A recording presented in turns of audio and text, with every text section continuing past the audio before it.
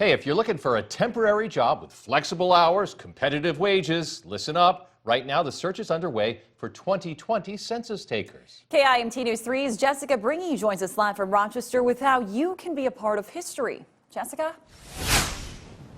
George and Katie, every 10 years, the U.S. undertakes the task of counting its population, and the state of Minnesota needs workers to make that happen. Armed with smartphones, census workers will go door to door to ensure an accurate count of the land of 10,000 lakes. Olmsted County is looking for applicants to take on 2020 census work after April 1st. It's really reaching a critical point right now to make sure that we have an adequate number of folks involved and working once Census Day hits.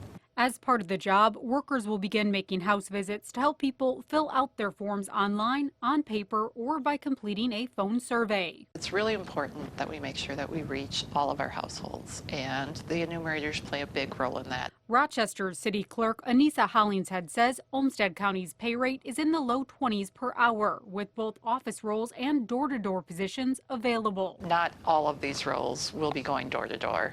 You know, certainly there's a big chunk that is needed to perform that role.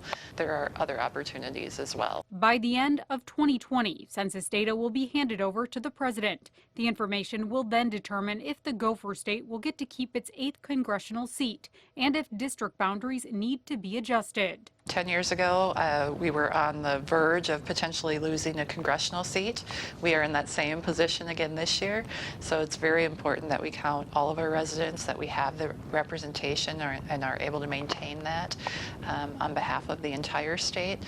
City Clerk's office does tell me, get this, that at the last census 10 years ago, Rochester had the #1 response rate of any city in the country. I don't know about you, but I'm pretty competitive, and I say we do it again. Live in Rochester, Jessica Bringy, KIMT News 3. I couldn't agree more with you, Jess. Well, if just one person fills out the 2020 census, Olmsted County says it translates into $1,500 of funding for the area every year, making a job important for the Rochester community. You can now show your support for Minnesota law enforcement